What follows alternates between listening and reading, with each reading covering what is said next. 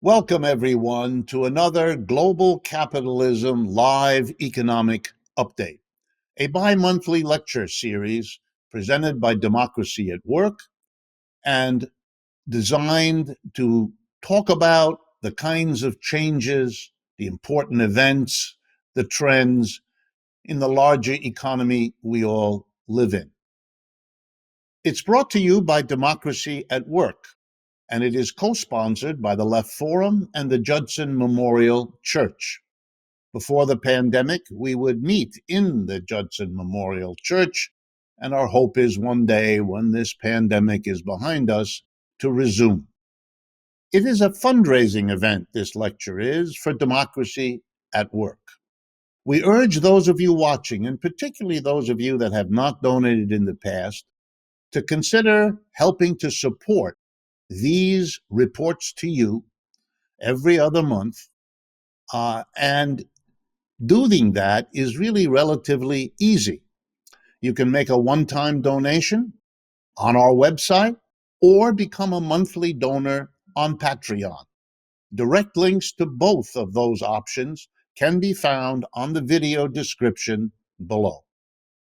A special note of gratitude and appreciation to our Patreon community, because this March marks the second anniversary of our presence on the Patreon platform. The generous support we receive every month from the Patreon community is of enormous importance and support for everything that we do. And it is happy opportunity for us to acknowledge that support.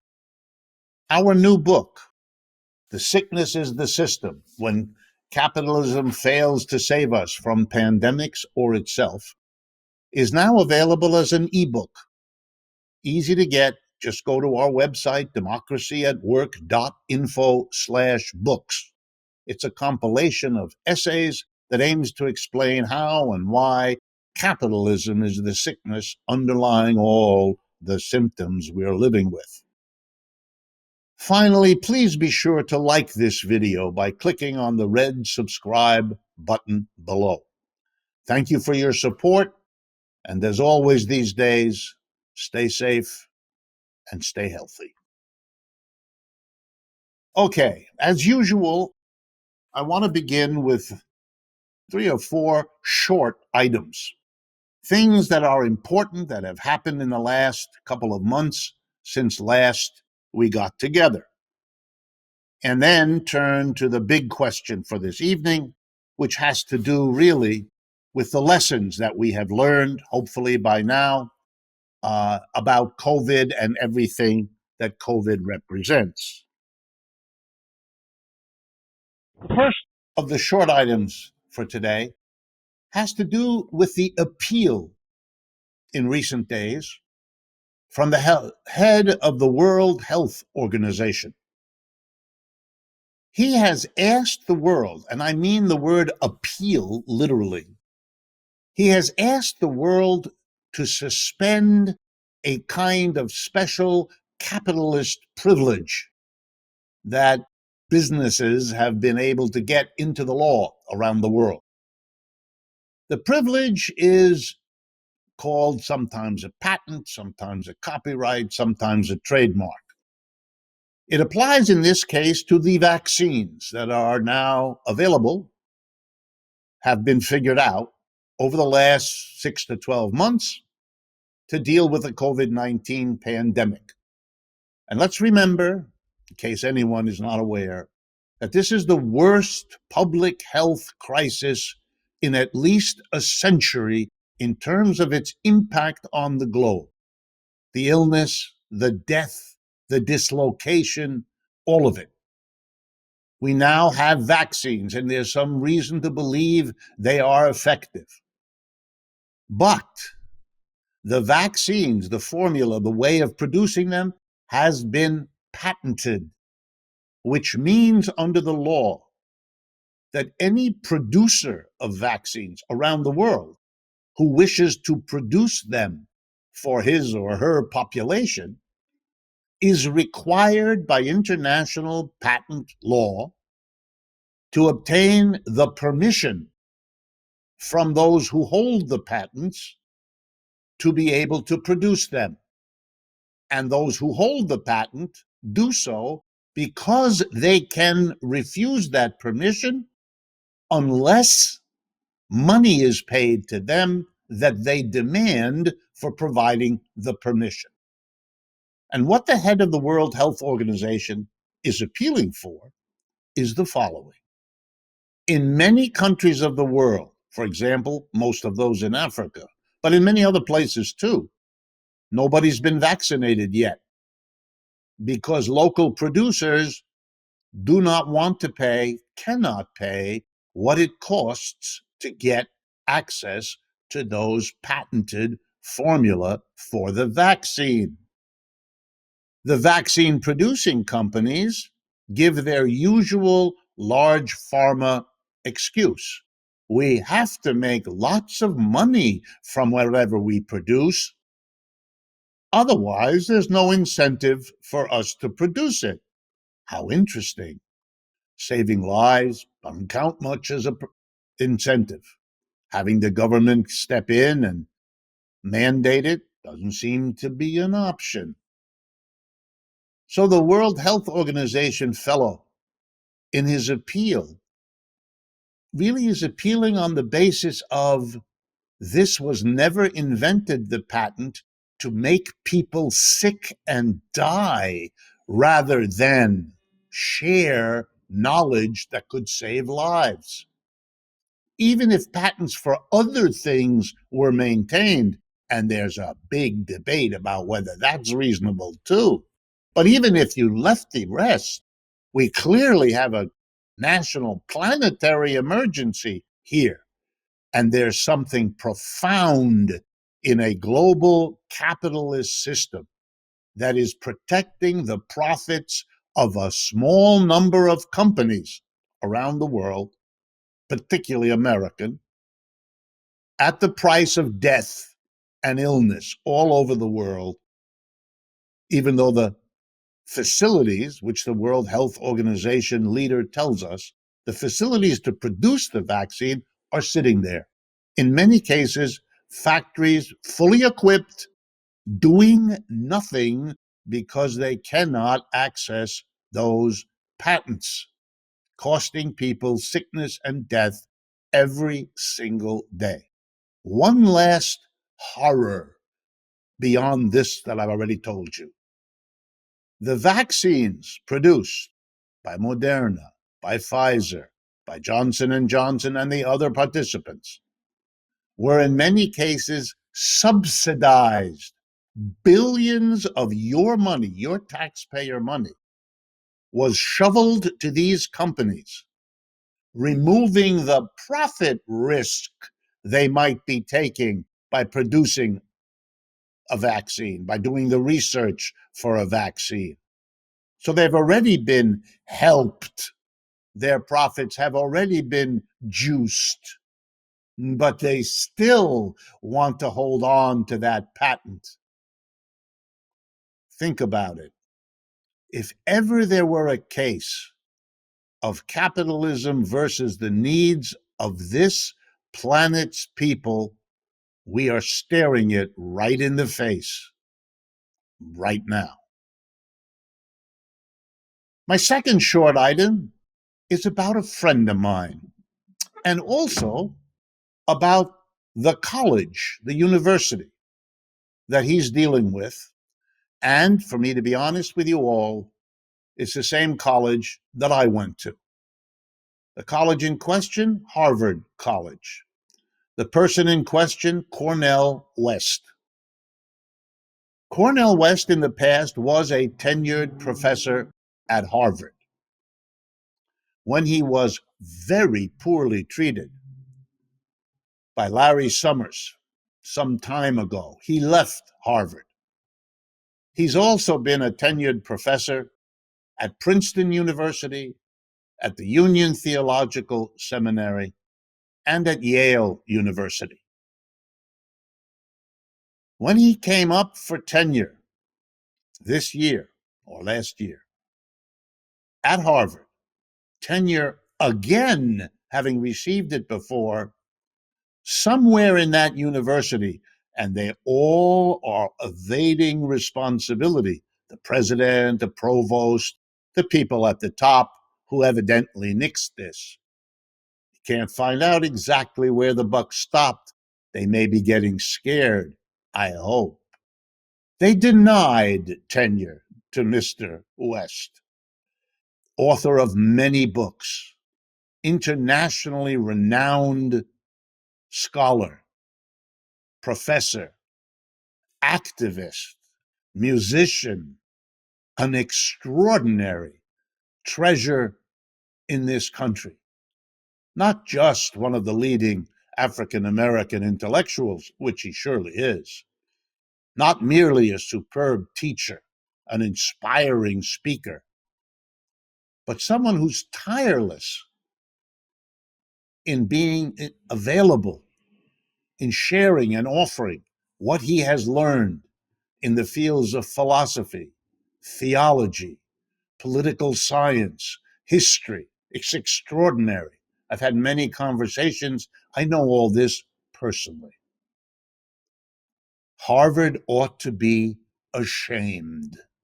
There's really no other word for what it was. Did they really think this would all go away quietly?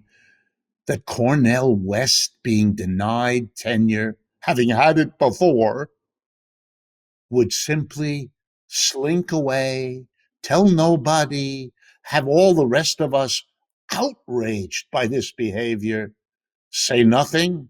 Well, not me. I went to Harvard, and I remember when I was there for my 4 years, being struck by how many of my professors weren't very good at what they were doing. Maybe they were good thinkers, maybe they were good scholars, I don't know, but they weren't good teachers. And I used to remark, as many of my fellows did, that apparently what Harvard wanted was stars, not people who were particularly good at teaching. We began to realize that in many cases, you'd be better off as a student with a graduate student assistant, because that assistant did more work and was more effective than the famous star professor he or she was assisting. Harvard excluded Marxists because I was learning about Marxism and I would ask my professors questions. And when I did, I noticed something, as everyone in the class did. Often my professors couldn't answer the question. They just didn't know, because in their education, Marxism also had been excluded. This was at a time when we were told that the world was in a tremendous struggle between capitalism and socialism, and that the number one theorist in the world of socialism was Marx, and the Marxian tradition informed socialism. And we would always ask the same simple question. If we were locked in a great struggle and the world is divided between these two, shouldn't we be able to access this material in the classroom with a teacher who knows what it's about? Well, we quickly learned that we had misunderstood the situation, because there were teachers who did know. If you talk with them out of class, you learned they knew a good bit. They had studied it on their own, like we were then beginning to do. But they didn't want to talk about it in class. It wasn't safe. They particularly didn't want to talk about it if they found something useful, something insightful in the critique of capitalism, which is what Marx devoted himself to. They were afraid, and we could see it in their eyes. And so we didn't have many of those teachers, and the few that might have been there able to teach were too afraid of what would happen to their careers if they did. And you know what they were afraid of? The kind of treatment that Harvard just meted out to Cornel West.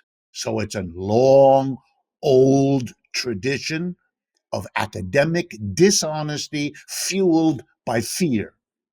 There's nothing else here but fear. Fear instilled in this institution by the larger society's Cold War mentality. And yet here we are, Cold War over 30 years ago, and we're still seeing the ideological warfare being pursued so that people with a persuasion that's critical of important issues of the day are excluded, are pushed aside, are denied tenure. Shame. Anyone who claims that the bastions of higher learning are committed to the open exchange of ideas has to think again when these stunning examples of the opposite are thrust upon us the way Harvard's treatment of Cornel West shows us today. I want to turn next briefly to another recent development. Elizabeth Warren is back in the news, not as a candidate for anything this time, but in her capacity as a Massachusetts senator. She has proposed a wealth tax. Interestingly, that's what I want to focus on, it has immediately produced howls of opposition. As if a wealth tax was new, it isn't. As if a wealth tax didn't already exist in the United States, it does. All kinds of nonsense by people who want no way to pay the tax. So I want to take just a few minutes to talk to you about Elizabeth Warren's wealth tax. By the way, it's not the only wealth tax idea that's out there, but she's a very important person in the United States Senate and in this country, so hers is getting a good bit of attention. Here is her plan. Let's start. It will tax only the richest 0.1% of the American people. In other words, what I'm about to tell you will not cost a nickel for 99.9% of the American people. Please keep that in mind. Okay, who will it tax? It will only tax people whose total wealth, stocks, bonds, mostly, their homes and whatever else of great value they have. They will only tax them if they have more than $50 million. That's why it's only 0.1% that are going to be affected. How much do the folks have to pay? Well, you don't have to pay anything on your first 50 million. That's what it means. You only start paying the tax on every dollar of wealth you have above $50 million per person. How much do you pay? 2%. 2%. Okay. Income tax that we all pay, much higher percentages. So the tax on wealth that she proposes is a small fraction of what is paid out of income. If you have $1 billion or more, you pay 3% on whatever above billion that you have, if you have it. Okay, so 99.9% of the people will not pay this. Only the richest will pay, and they won't pay on the first 50 million. That's scot-free, no tax. Now let's talk a little bit about it and about some of the silly things being said against it. Is this a new thing in America to tax wealth? Absolutely not. Let me explain. We have 3 levels of government in the United States: federal, state, and local. The local governments in the United States, cities, towns, villages, mostly rely on a wealth tax to pay for local public schools, the police department, the fire department, local health department, maintaining the roads, plowing them, etc. So there's nothing new about a wealth tax. How does it work? Cities and towns have an office. You'll see it in your own downtown. It's called the tax assessor's office. And the office of the tax assessor in every town and village has a job. And that job is to measure the worth, the value of the property owned by local citizens subject to the property or wealth tax. But what's really interesting about the wealth tax is that it only taxes some kinds of wealth, not others. Let me be precise with you. If you live in most American cities and towns, if you own a home, you pay a wealth tax on that home. If you own land, you pay a wealth tax on the land. If you have an automobile, you pay a wealth tax on the value assessed by the assessor of the car or the truck you own. Sometimes business inventories, what's sitting on the shelf in the back of your business, is also subject. Let's be clear. You pay a tax on the value of wealth in those forms. Please keep clear in your mind something the media poorly understand or report. A wealth tax is different from an income tax. Wealth tax is a tax on what you own. Income tax is a tax on the money coming into you. Your wage, your salary is subject to an income tax. If you earn interest on loans you make, you pay an income tax on the interest. That's an income. So let me give you an example that may confuse you, but it shouldn't. Suppose you have a house, and what you do with your house, which you own, is rent out rooms in it or rent the whole house. You will then be taxed twice. First, you will pay a property tax to your local community. But on the rents paid to you, if that's how you use your house, you will be required to pay an income tax to the federal government and perhaps also to the state government. So you will then pay an income tax and a wealth tax. But anyone who tells you that we don't already have a wealth tax does not know what they are talking about, or they are lying to you. And I'll leave it to you to determine in each case which it is. But now here comes the big political punchline. When I listed the wealth that local communities tax, you may have noticed I left out stocks and bonds. You're right.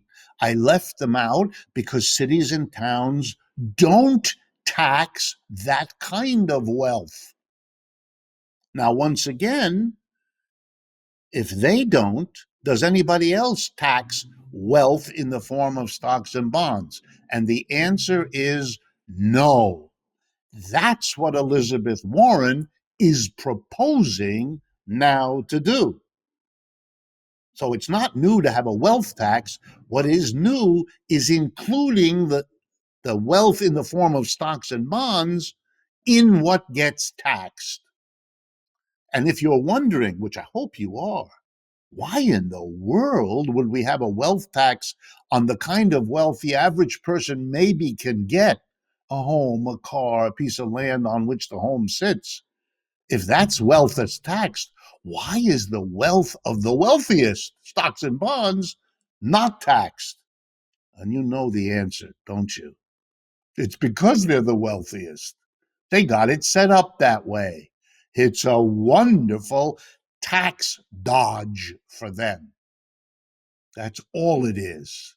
That's all it ever was. Think about it.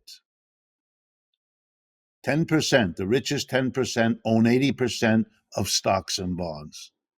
They don't pay a wealth tax. If you own a home in an American community worth, say, $100,000, you pay a local property tax on that house, on that home. If you sell that house and use the $100,000 you get from selling it to buy $100,000 worth of stocks, You don't pay your local community anything because you've changed the form of your wealth from house and land, which is taxable, to stocks and bonds, which is not subject to any wealth tax. If the stocks and bonds you have generate an income to you, dividends, capital gains, interest, you pay an income tax on that. That is income tax. But on the value of the property, nothing. So, in fact, what Elizabeth Warren is proposing is to bring into the existing wealth tax the wealth of the richest people, which they successfully got exempted for centuries in this country. She's correcting a grotesque injustice. Think about it. Last point that we will have time for, talking about Elizabeth Warren's proposal. 2% on all your wealth above 50 million, the 0.1% of you that are affected by this. If you have that kind of money in the United States, then it's almost 100% certain that you pay people to manage that kind of wealth. You don't do that yourself. It's a specialized task. You give it to professionals. You don't mind paying them a hefty fee, and it is expensive, because the professionals tell you, and they have a good track record, that they can make money with your money better than you can if you try to do it yourself. They have names you've heard of: hedge funds, capital funds, venture capitalists, all kinds of folks who collect money from very rich people, the 0.1% at the top, and they then invest it in ways that they know how, because they're connected to the big businesses that they fund. What do they typically offer to rich people, say on average, over the last 20 years? 5% would be low, 10% quite common, 15 or 20% often achieved. So let's keep in mind, if you're a wealthy person with more than 50 million, and you give the money to a hedge fund or other manager, which most of them do, they're going to make for you 5 to 15% easily, year in and year out. How much is the wealth tax for Elizabeth Warren? 2%, which means your wealth will grow each year much more than the 2% tax that she proposes. So her tax on wealth is only slowing the growth of wealth of the already richest people in the country, if it passes. And yet they're still screaming and conniving and maneuvering to stop it. And not just the Republicans, lots of conservative Democrats also. So that the prospects of her getting this wealth tax proposal through the Congress, very iffy. You live in a society where those rich people at the top have learned and know how to use their wealth to make sure the rest of us don't get any of it. Even if all that Elizabeth Warren is proposing is to, on a modest level, tax the wealth in the form of stocks and bonds at a lower rate than is paid by people who pay now a wealth tax on their car and their home, even then, the special privileges that have enabled them to become so wealthy, they are determined to maintain. The last short item, economic sanctions, a word about them. The United States puts sanctions on other countries, economic sanctions. People who can't access wealth that they have in an American bank, people who can't do business with American corporations, sometimes entire embargoes. You can't trade with anyone in a particular country, sometimes only particular individuals. Recently, sanctions were added to Russians around Vladimir Putin, some entities, some organizations, and some individuals. In Venezuela, there's an effective sanction on the entire petroleum industry, which is the life of the Venezuelan economy. And in the case of Cuba, we've had an embargo for most of the last 70 years. Wow. What is this about? The ostensible reason for sanctions, and I'm not making this up because I don't have the imagination to do it. The logic of sanctions is those people did something bad, you see. And the United States government decides, usually in the person of the president, to punish them. There is no trial. There is no evidence gathered. There is no defense counsel able to make argument. None of it. Trial by jury, forget about it. A politician decides to punish, usually in some economic way, someone that they decide didn't behave properly. So it's very individual. It's very take the law into your own hands because there isn't much law going on here. Very few other countries do that. And they don't do it for a reason. If we're going to get along in a world of different countries, and we have nearly 200 different countries in the world right now, we're going to be in a lot of trouble if every country that doesn't like, has a leader that doesn't like what's going on in another country, starts interfering in buying and selling and lending and investing. That would make for precisely what the League of Nations and the United Nations were developed to prevent. Nor do I want to bore you with reminding you that there used to be a notion that the government should stay out of the economy. You don't stay out if you deny someone access to their bank account. You deny someone access to buying and selling. You deny someone access to lending and borrowing. That's direct government intervention. So let me turn to the sanctions. Here's the bottom line, you might say. Do sanctions work? And my answer as an economist is almost never. Let me give you some examples. Sanctions have been applied to the Russians on and off many times. Is it clear that Russian behavior has been changed in a dramatic way by that? No. Where is such evidence? Never seen it, and I've looked. Maybe a better example is Cuba. Cuba brought a revolution into the world, 1959.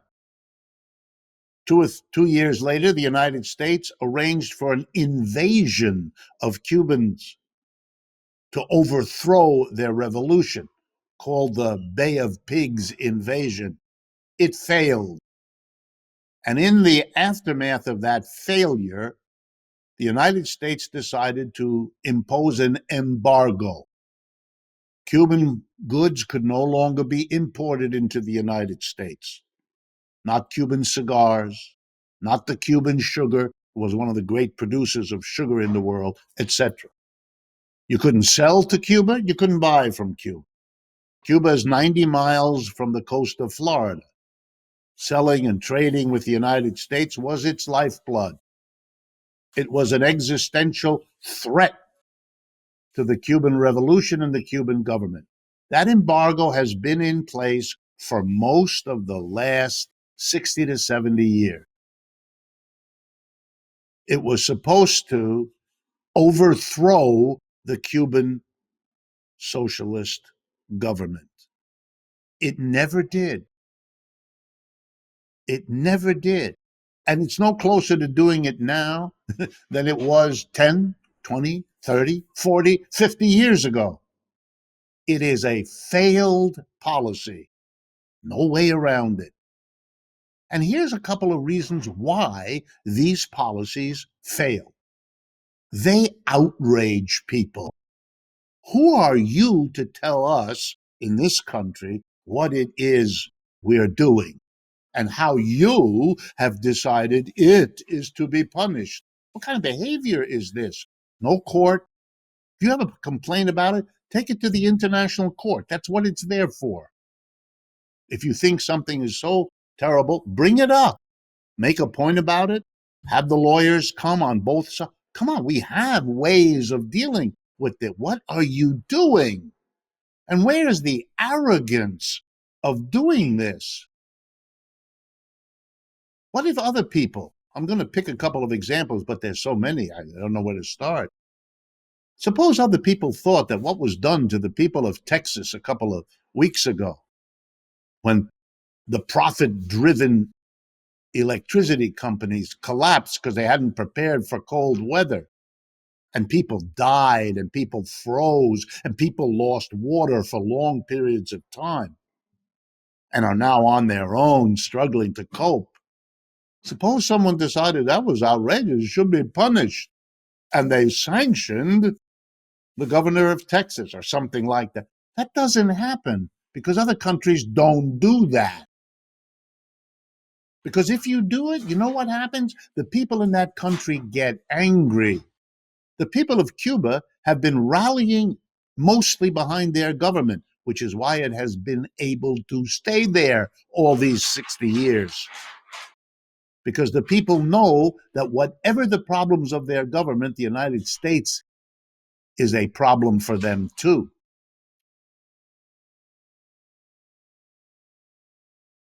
And so they don't work. They solidify the support that foreign governments have from their people. It's a very serious failure. And it isolates the United States. Europeans were told recently, you can't trade with Iran because we're mad at Iran. What?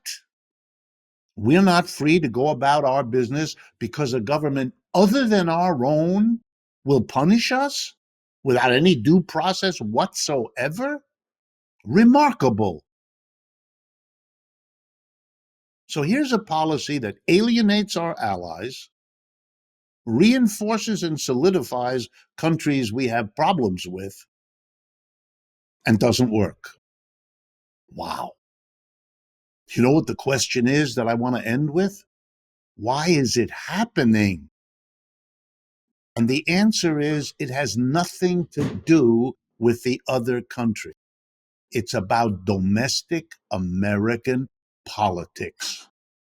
The leader who wants to win the vote of a particular constituency imposes sanctions because it looks like something. That president doesn't care whether it works or not, never did. That's why the fact that it doesn't made no difference. Wasn't done to change Russia or Iran or Cuba or Venezuela. It didn't, and who cares? It looks to a certain American voter constituency like something. And for those votes, that politician will do what he has to do. And the cost to the United States, the cost in the international community, the cost of enmity around the world, not his problem.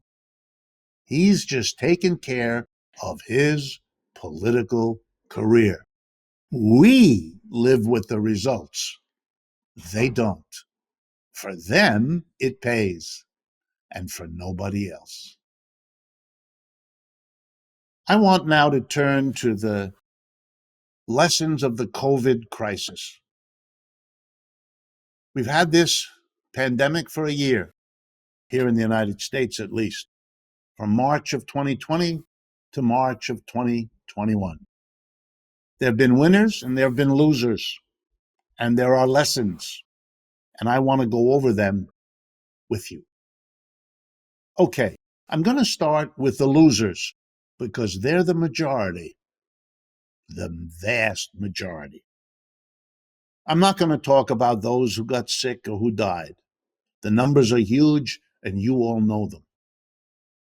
I want to focus here in the United States. That's what I know best. But much of what I'm about to say applies in many other parts of the world as well. So first, here in the United States, we have 20 million people, roughly, collecting unemployment compensation. That's a staggering number. These are people who have been unemployed some or all of the last year. They've used up whatever savings they have.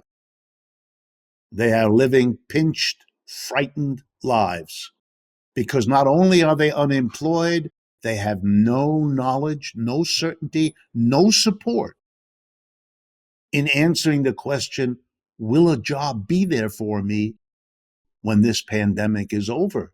Will my employer have survived? Tens of thousands of employers are gone and are not coming back. They have told us so.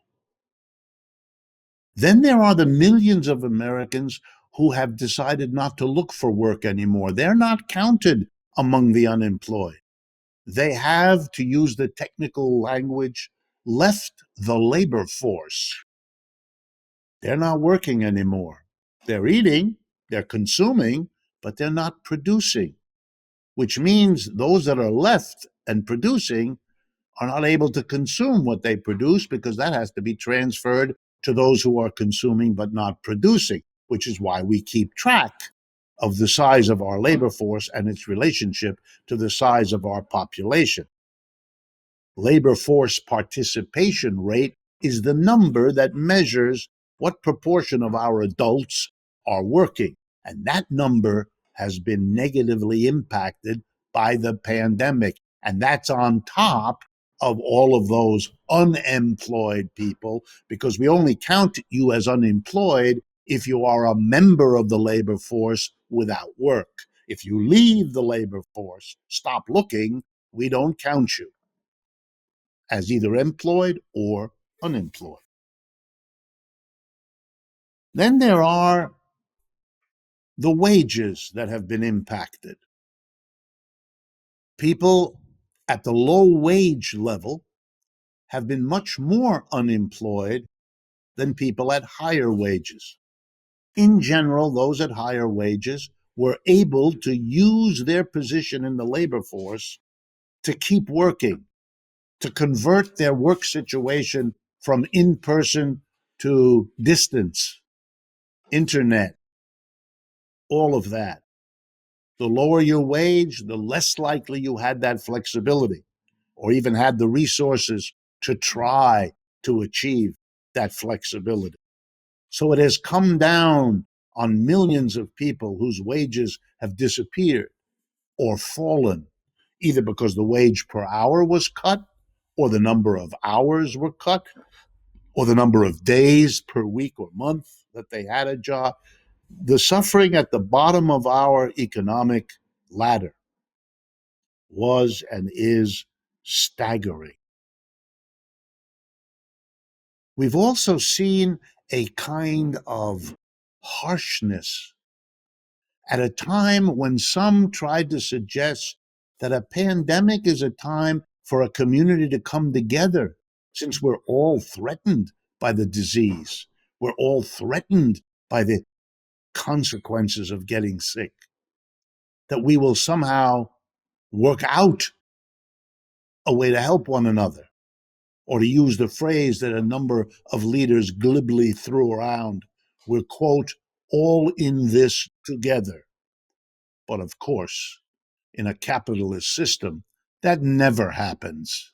And it didn't happen now either. So what am I meaning by all of this? Well, a struggle begins. The struggle is who's going to lose the most as the situation deteriorated after March of 2020. People who rented their home couldn't pay the rent anymore. Landlords who weren't getting their rents turned around and told the banks they owed money to they couldn't pay for the loans. They couldn't service their loans because their tenants weren't paying rent. It didn't just happen with individuals and families renting a place to live. It happened with stores and restaurants that were renting a place for their business. Commercial real estate went into the toilet right alongside residential real estate. Banks weren't getting repaid by commercial landlords. Malls in the United States, already in deep trouble, collapsed on a massive scale, with thousands and thousands of malls across the United States sitting empty, losing money, going bankrupt left and right. Communities all across the United States weren't getting the taxes they need. Unemployed people don't pay income tax, they don't earn much income. Businesses that have closed or reduced pay little or no taxes. Here's then the absurdity of American capitalism. When you have high unemployment and high breakdown of jobs, which is what we've had this year, people need more government support and help to compensate for the collapsed economy. But because we pay less in taxes when we have unemployment, the government is uniquely less capable of providing the extra services that the economic downturn requires. This is upside down, crazy way of organizing. You need the government to step up with resources, not to pull back. It's been so desperate that despite the fact that the taxes have been cut back, governments have had to step in because the private sector can't handle the situation yet again. And for those of you that think there's something reasonable about either libertarian or laissez-faire or let the private economy fix itself, you've been through a year where the private economy didn't fix anything. It wasn't prepared for the pandemic. It hadn't produced and stockpiled the tests, the ventilators, the masks, none of it. The government hadn't stepped in to compensate for the private sector, which is what we needed, but it didn't do that because it's trapped and captured by a private sector that fears having the government solve problems because it'll raise in the minds of all of us the notion, why are we letting the private sector do what it fails over and over again to do? The private electric company in California didn't take care of the forests, and so they had the worst fires in a century. The private electric companies in Texas didn't prepare for the cold weather, so they had a catastrophe of no water, no heat in a cold spell in Texas. The levels of failure here are catastrophic.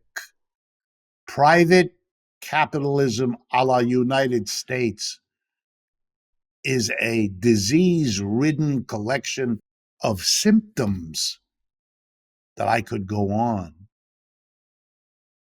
But I don't want to. Let's talk for a moment about who the winners were over the last year. And there were some. Let's be fair, let's be clear. If you were a lucky company, the pandemic made money for you, and it's just about luck. Nobody created the pandemic. Nobody set out to do it, despite Mr. Trump's effort to raise such an idea. But if you're a company that delivers things, if you're a package delivery company, let me pick one. Let's see. Oh, yeah, Amazon. You made a lot of money because nobody can go to a store and nobody can go to a restaurant. Everything is ordered and delivered. And Amazon just lucked out and its shares went up. And its chairman, Mr. Jeffrey Bezos, saw his $130 billion, he's one of a few hundred billionaires in America, go up to near $200 billion. Wow, lucky fellow. And he kept all that money for himself. He benefited from illness, sickness, and death in a pandemic. Did he propose to share that wealth? To say, for example, I have $130 billion, which makes me the third or fourth, or maybe even the second richest person in the country and among the 10 richest in the world. So I don't need to go to 200 billion. So I can take the extra 70 billion that I've gotten out of this sickness and death plague and help my fellow citizens. Did he do that? No, he didn't. And none of the other billionaires that I'm aware of, and certainly not most of them, did anything. They just collected the extra money. We may all be in this together, but they didn't hear about that memo, did they? The billionaires got richer to the tune of almost $1 trillion, while 20 million people are on unemployment insurance, using up their savings, leaning on their family and friends for the loans to keep them going, saying goodbye to the American dream if they still had hopes of acquiring it, of achieving it. Wow. You know how the billionaires do that? They move their money. They have advisors who say, uh, don't leave your money over there because the pandemic's going to hurt that industry. Move your money over, sell those shares and use the money to buy those other shares. Though Amazon's going to do well, everybody's going to be on the internet all day long. What else are they going to have to do? So buy Apple, you get the picture? If you have liquid wealth like that, you can move it around. That's what stock markets are for. So the people rich enough to be on the stock market are rich enough to hire the advisors who will make sure that they keep their wealth or actually go one better, grow it, which is what the 600 billionaires in America did. So while the mass of people were worried about getting sick, were worried about their job, were worried about their hours, were worried about the debts they had accumulated, other people were laughing all the way to the bank. The rich got richer, and everybody else either got poor or got sick or both.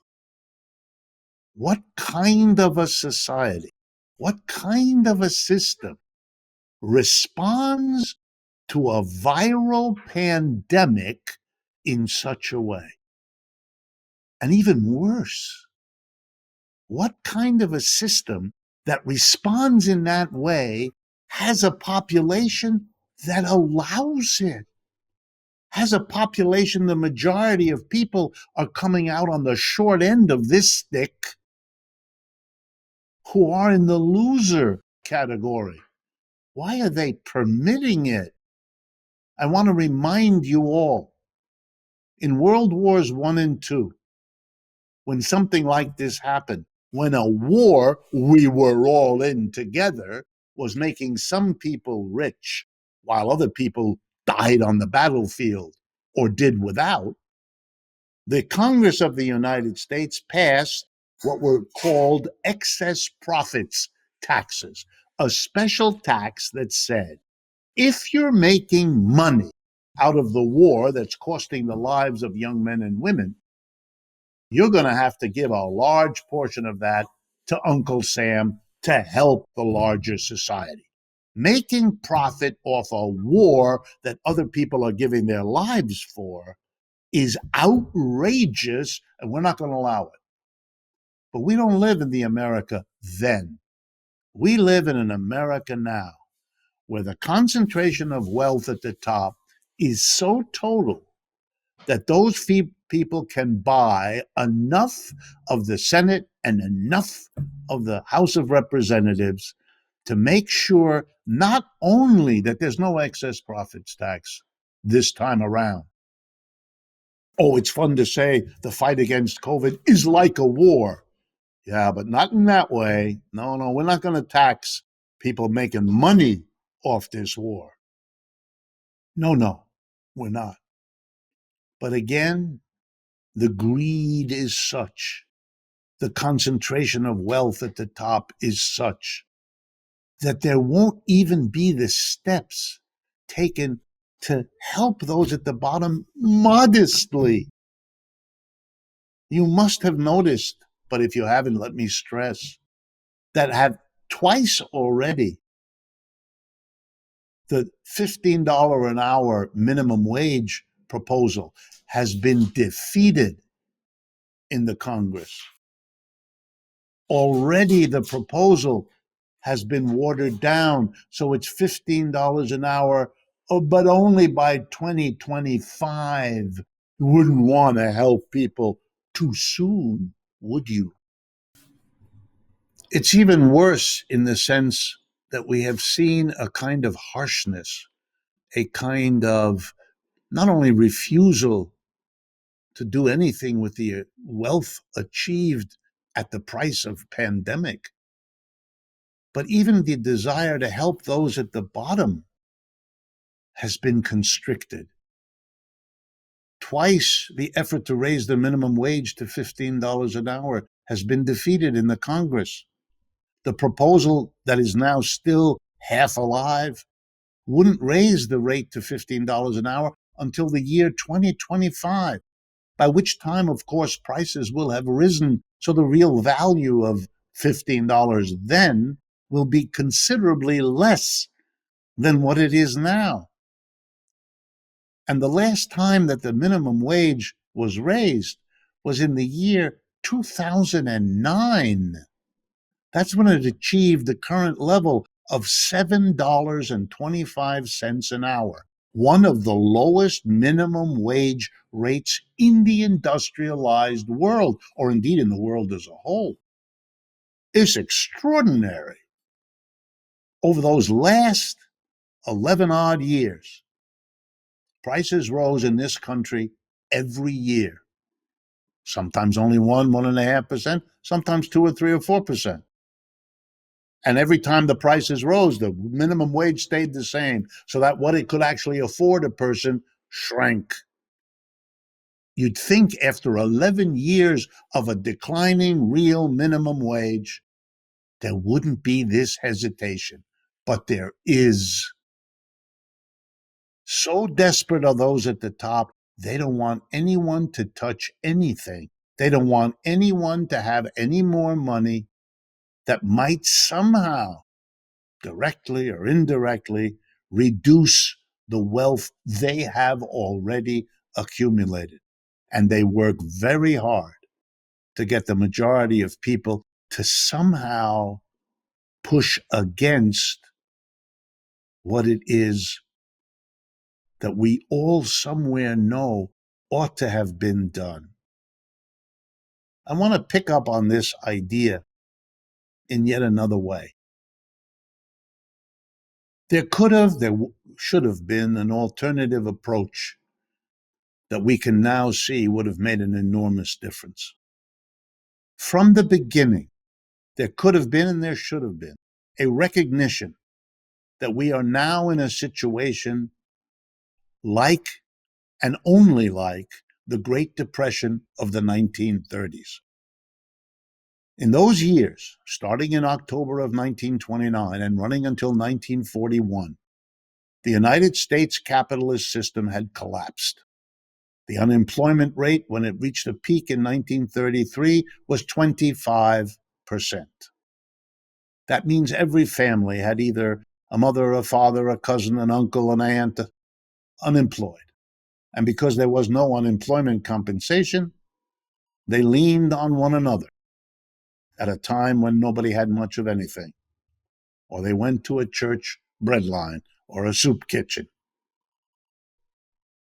That was the crisis.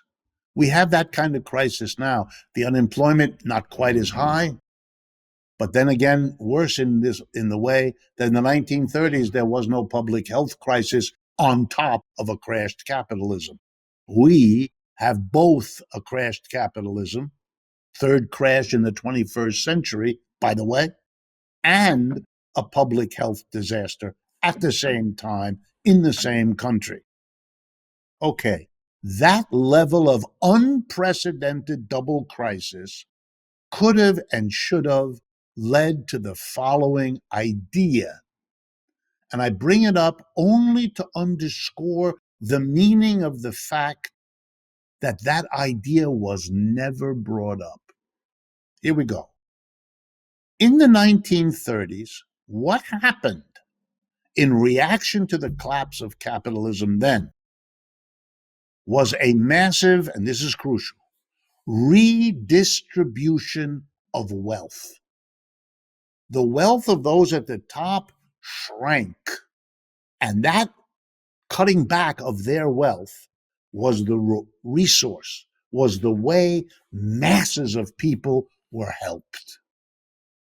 The ways that they were helped, I've enumerated them with you before. Once again, the Social Security system. We'd never had that in America before.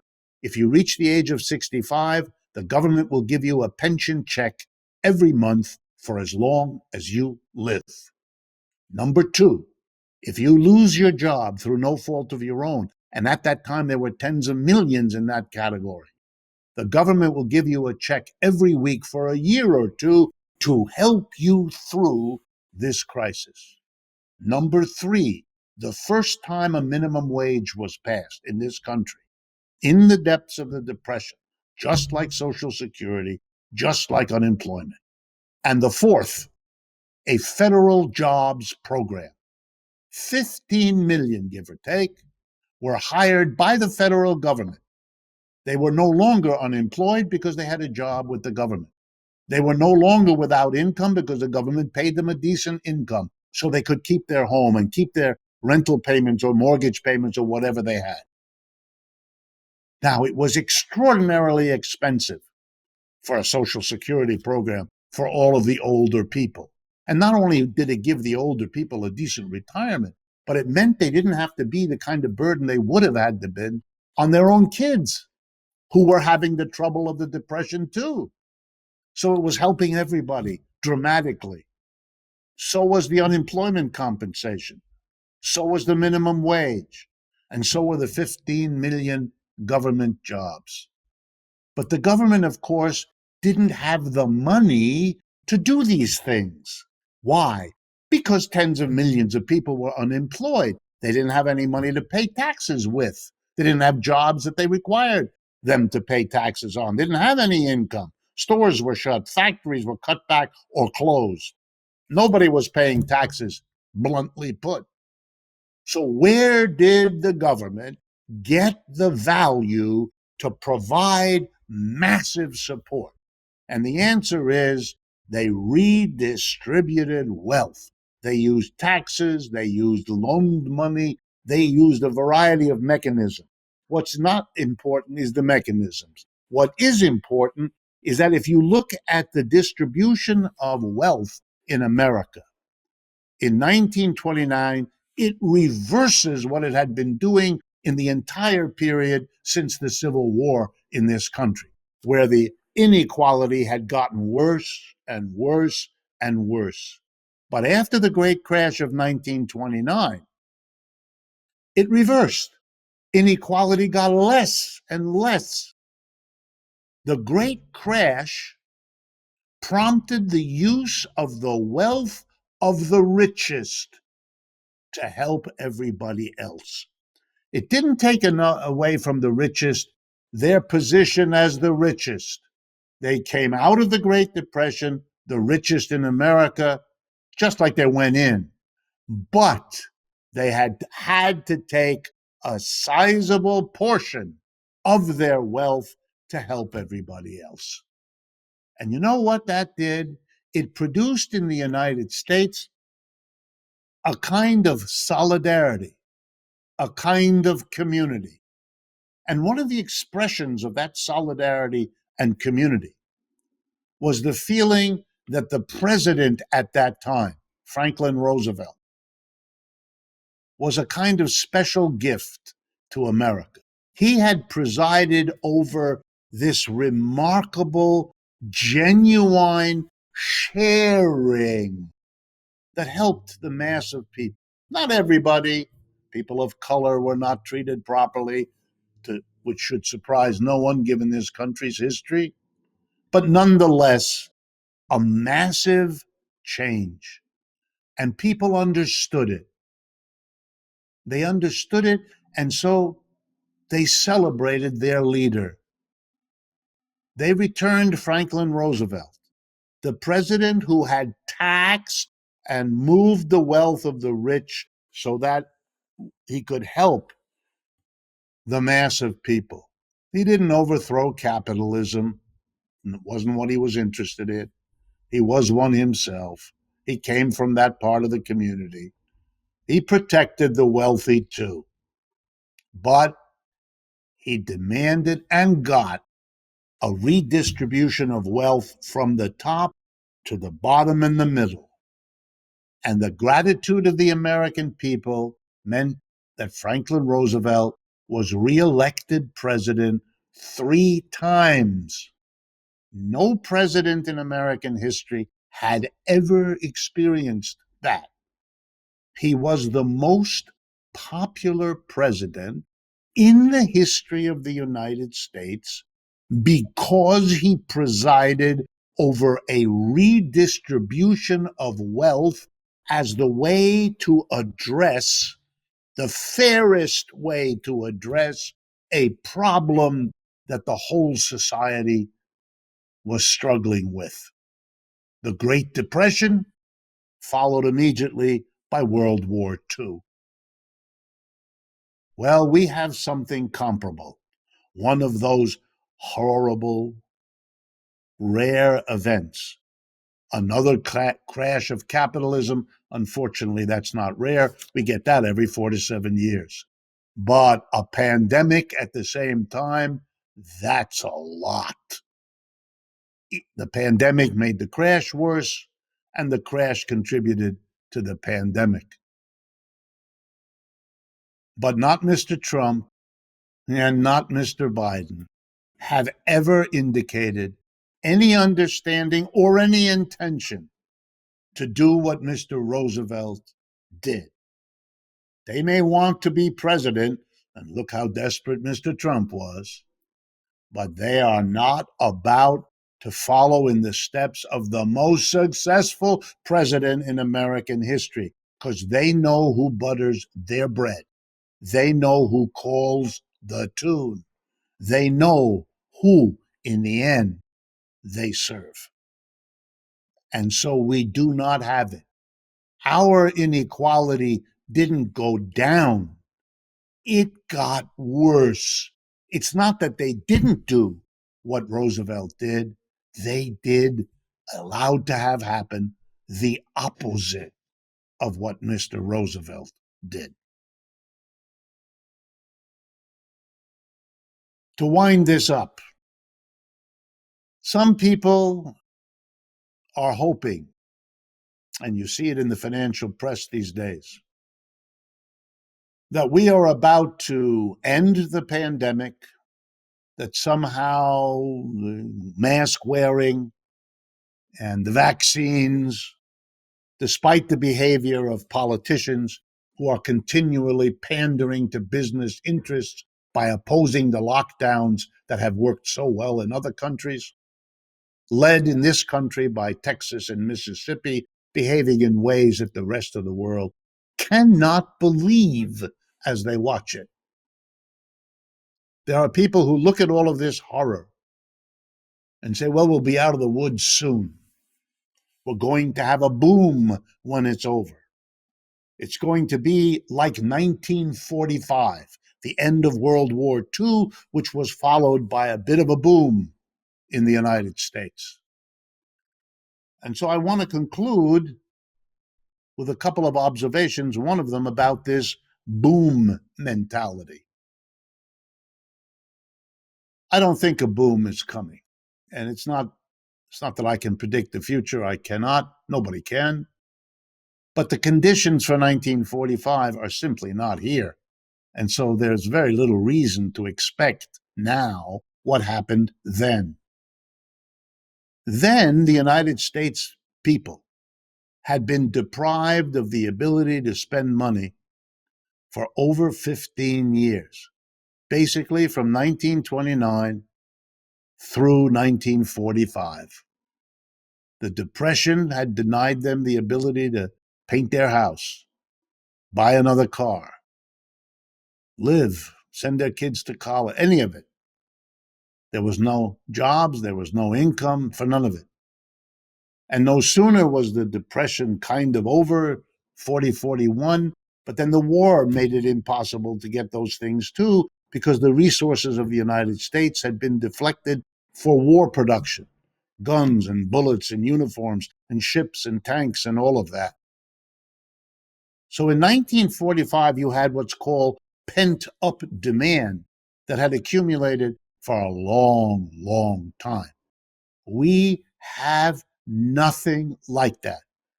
The demand here has been pent up for a year, not 15, and that's not even close. Here's the second reason.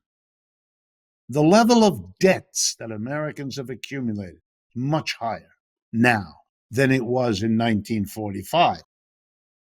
Therefore, the money Americans can earn now is going to have to go to service their debt, especially if interest rates continue their recent rise. That's going to be very expensive. It's not going to leave all that much to be used to buy goods and services. So that pent-up demand, which hasn't been pent up more than a year, is going to be deflected into repaying huge levels of debt. Mortgage debt, ready? Automobile payment debt, credit card debt, student loan debt. The four huge debt burdens carried by the American people, way beyond what existed in 1945. I'm not done yet. Then there is the fact that in 1945, the United States had no economic competitor in the world. All the other countries that might have been competitors had been destroyed in the war. Germany, Japan, Britain, France, Russia, China, decimated by long wars that took their young people, that destroyed their factories, their transportation networks, all the United States had no war on its territory other than the first act in Pearl Harbor. It fought elsewhere, not here. So when the war ended, the United States was in an absolutely unique position in the world. It isn't in that position now. Even if the American people did have a significant pent-up demand, and I don't think it will be there, but even if it were, a large part of it is going to go out of the country buying goods and services produced elsewhere, generating jobs elsewhere, providing income to those doing those jobs elsewhere, and nowhere more than in the People's Republic of China, which is now a major provider of American goods and services and a major, powerful competitor globally. We didn't have anything comparable to that back in 1945. So you put all these things together, and the talk about a boom when this pandemic is behind us is just that. Lots of talk by people who are claiming some historical parallel that is not there. My last comment today, before we close, has to do with an interpretation of the events on January 6th. A remarkable day that is still echoing and reverberating across both the United States and the larger world. The extreme right wing in the United States attacked the Capitol where the Congress meets, killed a few people, destroyed lots of property, made a big noise, threatened a lot of people, including a lot of sitting representatives and so on. And there's been a search for them. Hundreds have been arrested since then. They are going to be charged and tried, etc. And I want to make a comment about all of that so that none of you, especially now I'm speaking to you outside the United States, miss the significance of that event.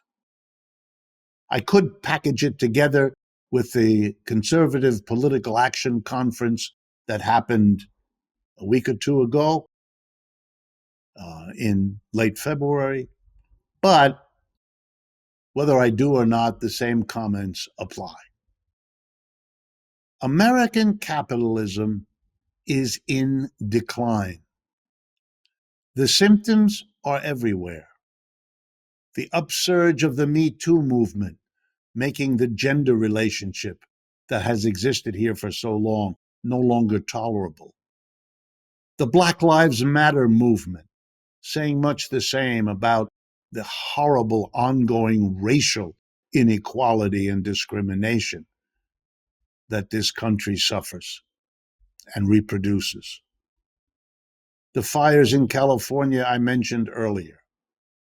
The collapse of the electricity system in Texas that I mentioned earlier.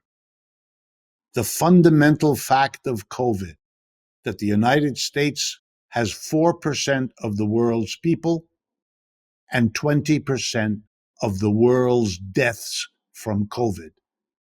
A very rich country, a highly developed medical system, performed so badly. It tells you that it's not doctors we lack, or nurses, or factories that can make the masks, the ventilators. None of it is the system that's the sickness. It's the system that disables us from being able to use our wealth, to use our medical profession, to deal with the problems we have as a society.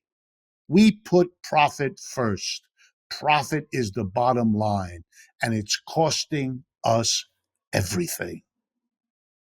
But as this system goes down, as U.S. capitalism declines, and again, let me stress, as I have before, the decline is the product of capitalism itself. No outside force is going on here. No one need look for it. Capitalism is a system in which capital looks for the most profitable outlet, the most profitable investment, the way to compete with others by being able to produce something at a lower price. Capitalists in America figured out since the 1970s that they can make more profit either by moving production to where the wages are much lower or by replacing high-cost workers with cheaper machines, automation, or by bringing in immigrants willing to work for less than native-born people, or varying combinations of all three.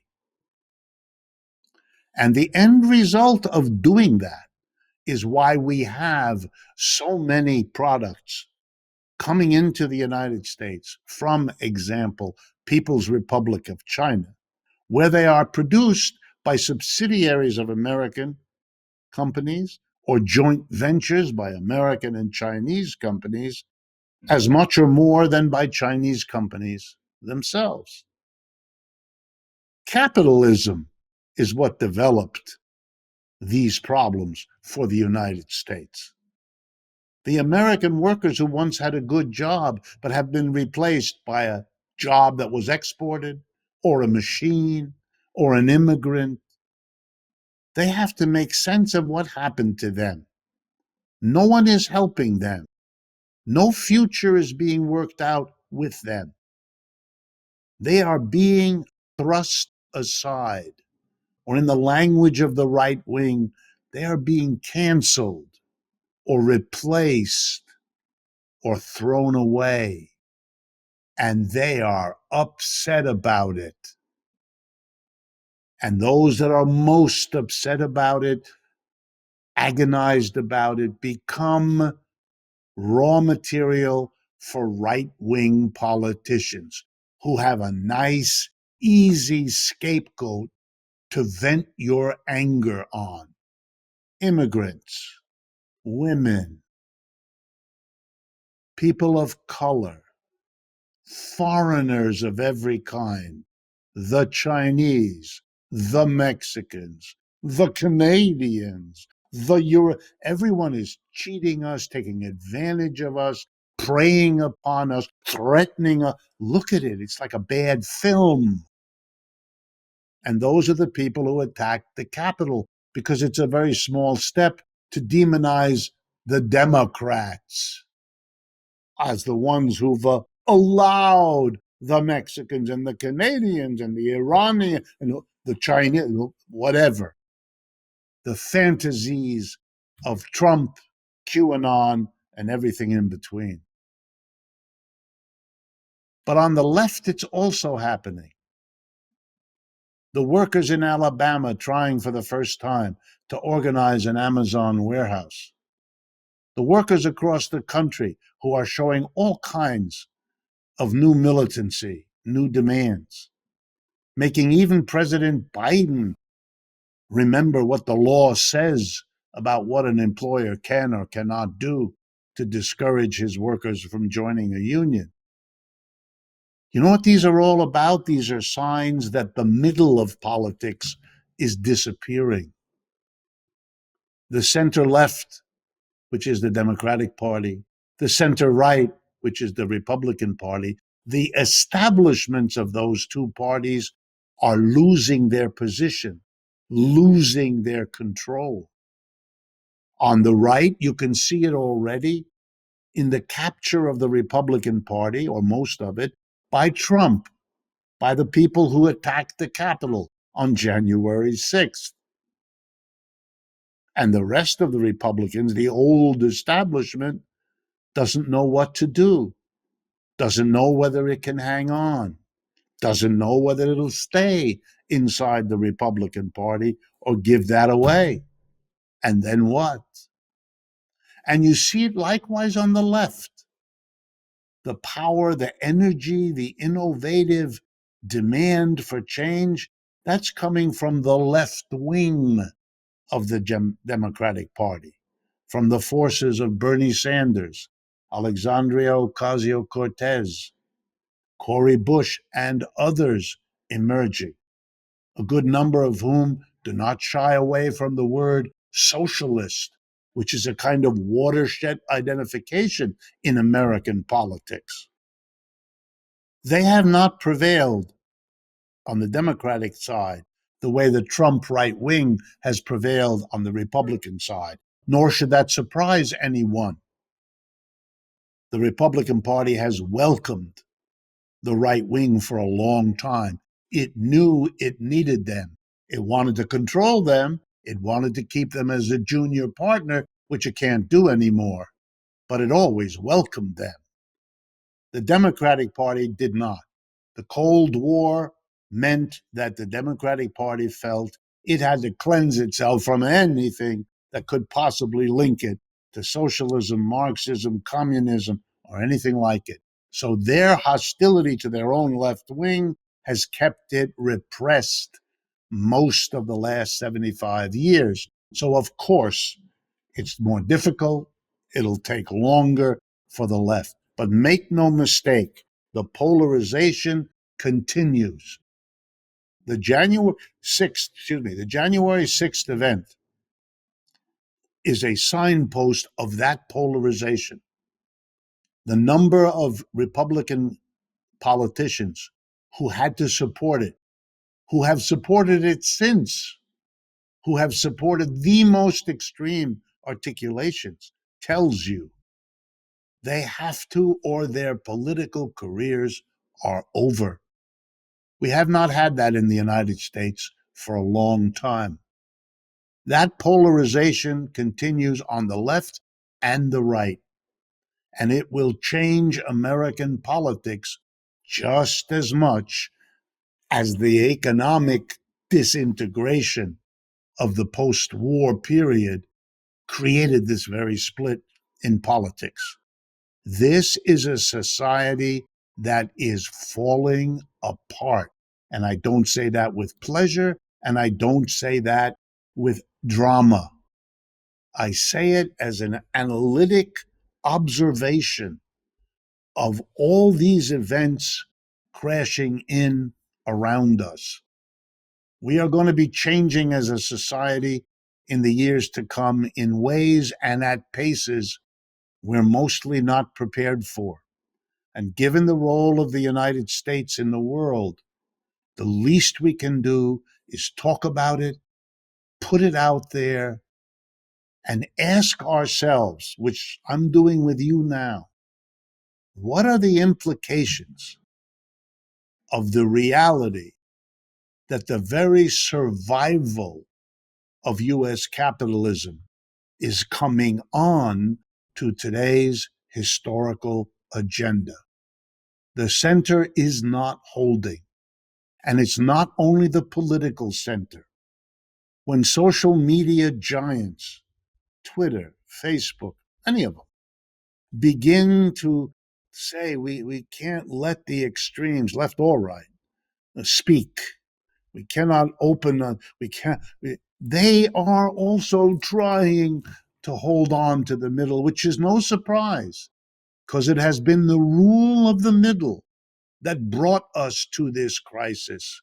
So their instinctual reaction, if I may quote Mr. Biden about his own presidency, their instinctual reaction is, we just want to get back to normal, where normal means before Trump, before the center collapsed.